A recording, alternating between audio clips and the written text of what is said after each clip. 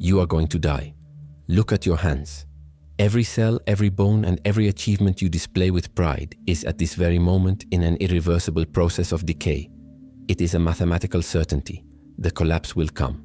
You will die. And before that happens, you will witness every emotional bond unravel, whether through the cruel silence of estrangement or the cold stroke of death. Do not delude yourself. Every flicker of happiness you experience today will be collected with high interest tomorrow, in the form of an equivalent or even deeper agony. In the end, looking through the rearview mirror of existence, the realization will be terrifying. You threw your life away chasing what you didn't have while ignoring what you possessed. You burned your most precious time, your vital energy, chasing shadows that lasted less than a breath.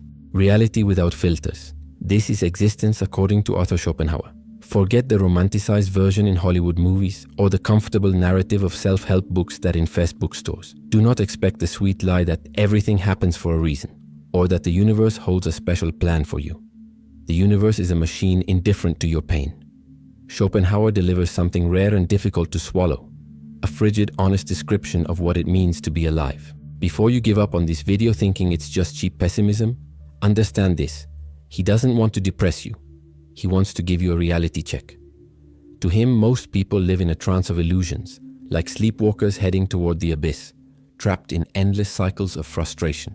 The first truth: the desire machine. You are essentially a desire machine. This doesn't happen occasionally. It is constant. From the moment you wake up until you fall into deep sleep, something is always missing. If you have food, you lack entertainment. If you have entertainment, you lack company. If you have company, you lack status. To desire is, by definition, a state of deficiency and dissatisfaction. The instant you conquer the object of your desire, something disturbing happens. The desire dies, and with the death of the desire, the motivation vanishes, leaving only a brief pleasure, a relief that is soon replaced by an immense vacuum or boredom. This void immediately generates a new desire to fill the hole, and the cycle begins again, ad infinitum. You are the hamster running in a wheel that leads nowhere. The mechanism of the blind will. Think honestly. How many times did you believe that that thing would finally complete you? The dream job, the new car, the perfect marriage. All of them delivered only a fleeting satisfaction before you returned to your normal state of restlessness. Schopenhauer called this the will, a blind, irrational, and hungry force that permeates all of nature. This will does not ask for permission. It possesses you. You are merely the host, the medium through which this force expresses itself to continue existing and replicating. It pushes you forward, always promising a peace that never arrives, because peace would be the death of the will itself. The bombardment of the society of desire. Modern society has transformed this mechanism into a weapon of mass destruction. Today, you don't just deal with natural needs like hunger and thirst. You live under a bombardment of stimuli designed to create artificial desires. Advertising doesn't sell products. It sells the illusion that you are incomplete without them.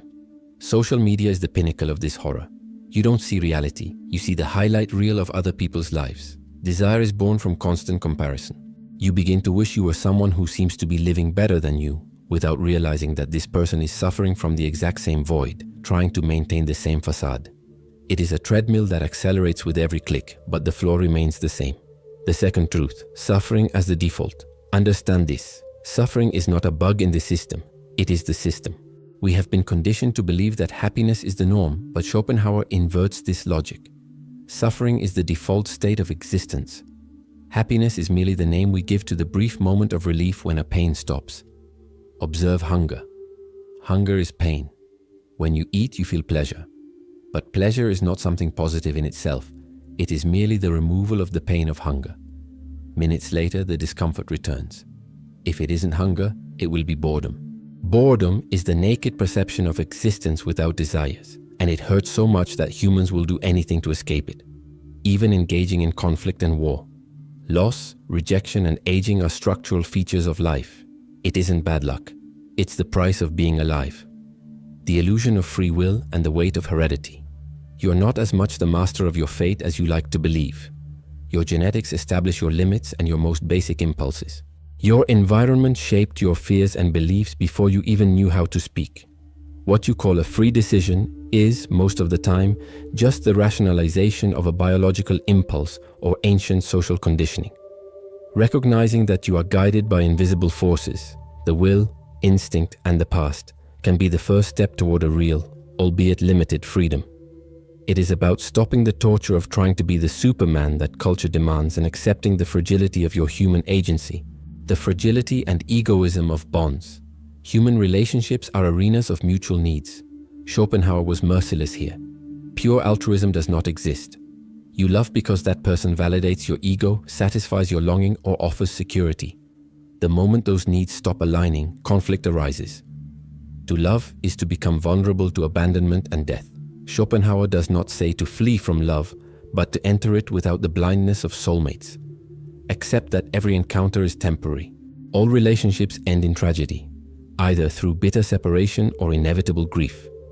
Entering them with this clarity reduces the disappointment when the end arrives. Redemption through knowledge. In the face of this devastating scenario, what remains? Schopenhauer offers 3 exits. The denial of desire, learning to want less. If desire is the source of pain, diminishing the thirst is diminishing the suffering. Aesthetic contemplation. Art and music are moments when the ego falls silent. When you lose yourself in a melody or a painting, the will stops torturing you for a few moments. You cease to be a needy individual and become a pure contemplative I. The ethics of pity. Understanding that all beings suffer as much as you do. When you see the other as a fellow sufferer, anger vanishes and gives way to compassion. Conclusion. The truth that sets you free. This video was not made to give you hope, but to give you clarity. There is a strange strength in staring into the abyss without looking away. When you stop expecting life to be a bed of roses, you stop drowning in every wave. We do not seek happiness. We seek the peace of an awakened consciousness. If you are tired of comfortable lies and seek the wisdom that helps you endure the weight of existence, subscribe and join us in this search for clarity. Life is hard. The truth hurts, but only the truth can release you from the shackles of expectation.